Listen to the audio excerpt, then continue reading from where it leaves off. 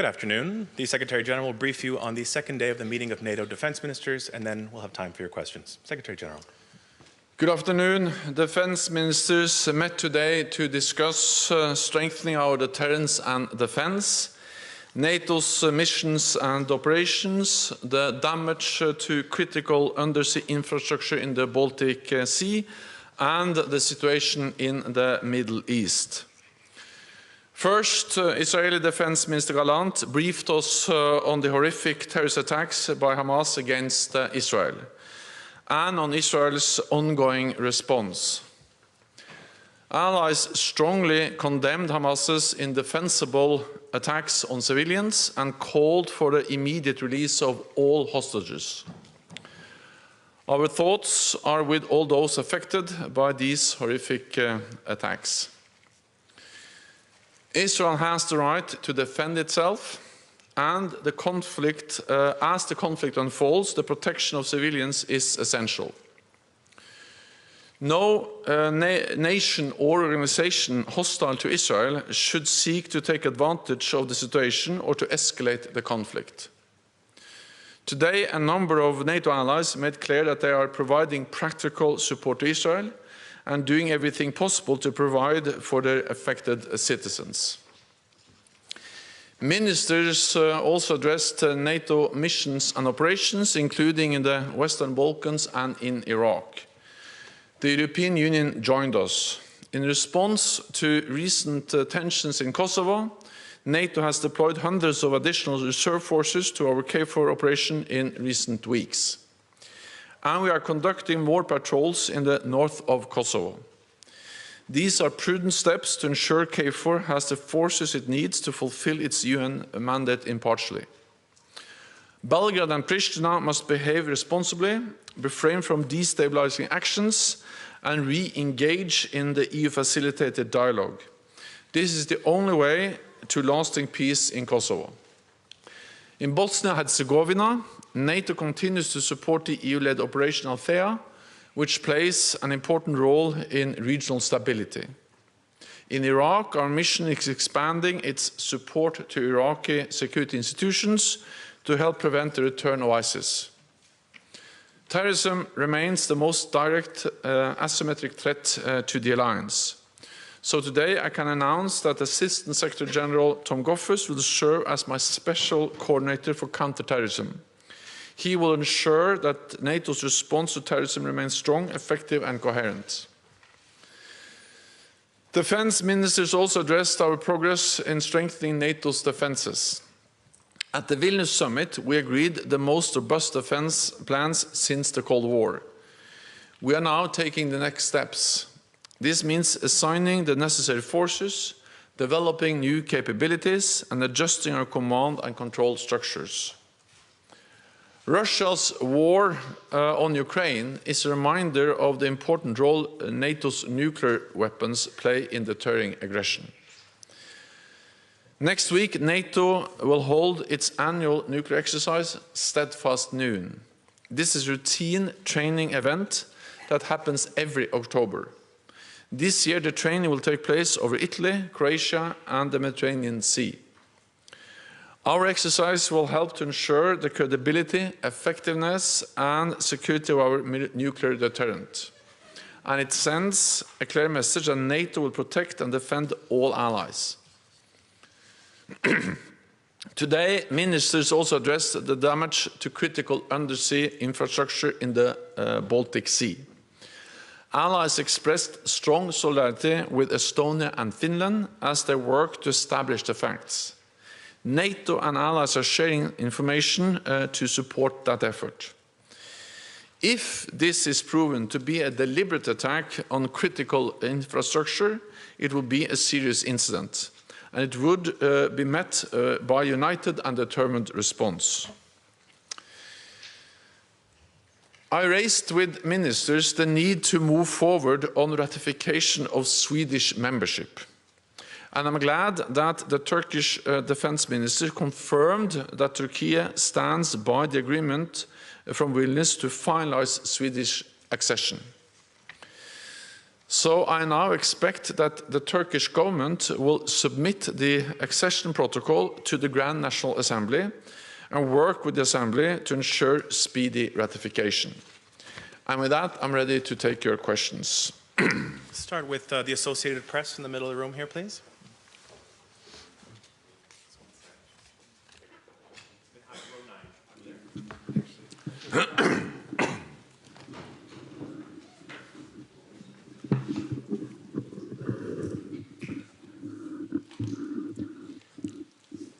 Secretary General, you said, Lorne Cook from the Associated Press, you said in your opening remarks concerning Israel that no nation should try to take advantage. Is there concern among allies that Russia indeed might be trying to use this, and in what way do you fear that it may do that? Thank you. The situation in the Middle East is now very challenging, and of course there is always risk that nations and organizations hostile to Israel will try to take advantage, and that includes, for instance, organizations like Hezbollah or a country like Iran. So this is a message to countries and organizations hostile to Israel that they should not try to utilize the situation. And the United States have deployed or has deployed more military forces in the region, not least to deter any escalation or prevent any escalation of the situation. Go to the gentleman in the second row here, please, in the front. Thank you, Mikael Holmström, Dagens Nyheter, Sweden. I have two questions on the regional defense plans. How big problem is it that Sweden is not yet an allied nation and cannot be included in the defense plan of Northern Europe? And my second question is, how was this discussed today by the ministers? Thank you. The ministers expressed strong support for speedy ratification of Swedish accession, and they called on those allies who have not yet ratified to do so as quickly as possible, the two allies that are not yet ratified. So that was a very clear message from all those allies that have already ratified, meaning 29 out of the 31 allies. And I also expressed that myself, and I also refer to the agreement in Vilnius, where it was clearly stated that Turkey were going to submit the accession papers and work with the parliament to ensure ratification. Therefore, I welcome that the defense minister of Turkey stated clearly that Turkey stands by the agreement in Vilnius, including the need to ensure ratification. So this will continue to be my message. I spoke recently with President Erdogan, conveyed the same message, and I will continue to convey that message on behalf of all those allies who are calling for a speedy ratification, to ensure that that happens as soon as possible. Then we have to understand that Sweden is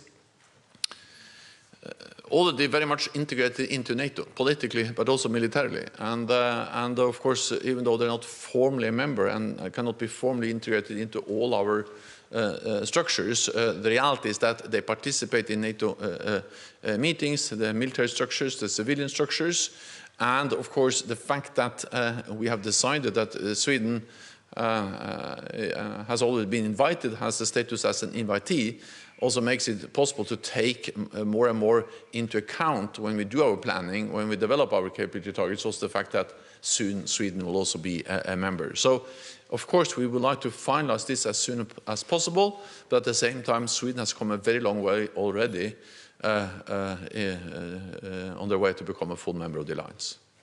We'll go to Sky, third row here, please. Thank you. Adam Parsons from Sky News. Secretary General, you said yesterday that Israel's response had to be proportionate.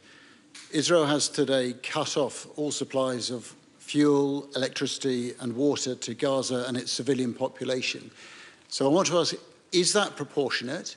If it is proportionate, where exactly is the limit? And if it is not proportionate, what can NATO do about that? Well, NATO as an alliance is not directly involved, but of course it was important for us to address the situation today, and we were briefed by the Israeli defense minister. We saw a shocking video, and of course the reports are shocking, and that's also the reason why allies have so strongly condemned these horrific terrorist attacks against civilians in Israel and against Israel. As this conflict evolves, it is important to protect civilians, and this was also clearly expressed by allies. There are rules of war, there are the requests for proportionality, and this was highlighted by many allies, and that's something they state at the same time as they very clearly condemn the brutal atrocities and the violence that Hamas has been responsible for. Go to Lithuanian National Television here in the second row, please. Mindaugas Laukagalis from Lithuanian National Radio and Television. I also have a question about regional plans. Germany today announced that they will contribute with 35,000 troops to strengthen NATO security. We understand this is connected to the regional plans. Have any other allies announced their contribution to this matter? And in more general terms, how long the implementation of NATO summit in Vilnius decisions will take? And if I may, the other question, very short one, what is NATO doing to improve the security of undersea critical infrastructure? Thank you. So first, on the undersea infrastructure, we have been working on that for many years because it is obvious that gas pipelines, power cables, internet cables, these types of undersea infrastructure are of critical importance for our societies. So this has been an issue which has been high on the NATO agenda, part of our efforts related to resilience for many years, and many things have been done to protect this critical infrastructure. Then, of course, after the damage to the Nord Stream pipelines last year, we stepped up and significantly increased our presence in the Baltic Sea and the North Sea. We have established a cell here at the NATO headquarters to better coordinate the efforts by between allies, and also to coordinate the efforts by the governments, the military authorities, and the private and civilian sector, because most of this critical undersea infrastructure is owned by private companies, operated by private companies, and they also have access to and control important capabilities that can help us with surveillance and also gathering information. So the work we have done since last year, since the Nord Stream instance, is about strengthening coordination, enabling us to work more closely with the private sector, and also typically this infrastructure goes from one country, in this case Finland, to another country, Estonia, and therefore the need also to work across borders has become even more important. All of this has been done, and we are in the process of stepping up. At the same time, I think we need to realize that undersea infrastructure is extremely vulnerable, because we speak about thousands of kilometers of cables or pipelines, and of course there's no way to have military presence along all these pipelines and infrastructure all the time. So this is about sharing information, this is about intelligence, this is about deterrence, to increase the threshold and to reduce the risks against these types of undersea infrastructure. I have spoken with the Finnish president, I have spoken with the Estonian Prime Minister. We stay in close contact with them, but I think now we need to await the outcome of the ongoing investigations. It's too early to say exactly what caused this incident and whether it was an intentional attack. So yes, we are very much aware of the risks, but it's too early to make any final assessment on how and why this happened. Then briefly on the plans, also we are now delivering as quickly as possible. We need to realize that these plans they are partly about forward presence, but they are also about in the eastern part of the alliance, but they're also about the protection of the whole alliance, the whole area of operation for succor in all directions. And not least, they are about higher readiness of forces, roughly 300,000 troops on high readiness, so we can quickly reinforce if needed. And allies are constantly delivering on the capabilities needed to make these plans executable. Go to ATV Kosovo, in third row, please.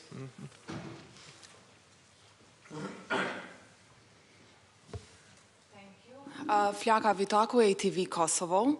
So I have two questions. The first one, how do you assess the current security situation in Kosovo, and how long will the mandate of NATO's mission KFOR in Kosovo will last?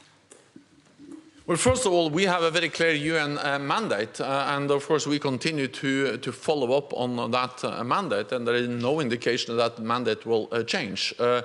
And NATO has a history. We have a responsibility in the Western Balkans in general and in Kosovo in particular, and we take this very seriously. So we have now increased our presence with several hundred troops in Kosovo, with new battalions from Romania, from Bulgaria, and also the United Kingdom has also deployed more forces as part of the NATO presence in Kosovo.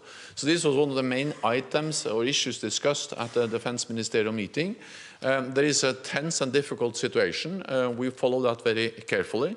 We have increased our presence, especially in the north, and the main message is that both Pristina and Belgrade need to refrain from actions that can further escalate the situation or increase tensions, and refrain from inflammatory rhetoric. And Pristina and Belgrade should engage in the EU-facilitated dialogue. I think that's also one of the important messages from the meeting today, is that in Kosovo we see how NATO and the European Union are working hand in hand. The NATO military presence, the increased NATO military presence, supports the diplomatic and political efforts of the European Union. And we had the European Union also present at the meeting. And I think it's good to see that in a difficult and challenging situation in Kosovo and in the Western Balkans, Bosnia and Herzegovina, the EU and the European Union are actually working more closely together than we've done for a long time. And that's a good thing to see. I think we have time for one more. We'll go to ZDF over here on my left, please. Hi, ZDF, German TV.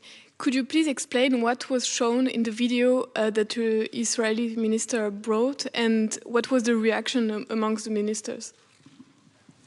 Well, there were horrific pictures from the attacks and the victims of the attacks over the weekend. I think it has to be up to the Israelis to decide how much they reveal of those pictures. Some of these pictures have also been actually shown to the broader public. The main message was that it just confirmed the brutality of the attacks, how innocent civilians, young people were killed. And of course it makes a strong impact on all of us when we see the pictures and the video describing the consequences of this horrific attack against Israel. That concludes this press conference. Thank you very much. Thank you so much.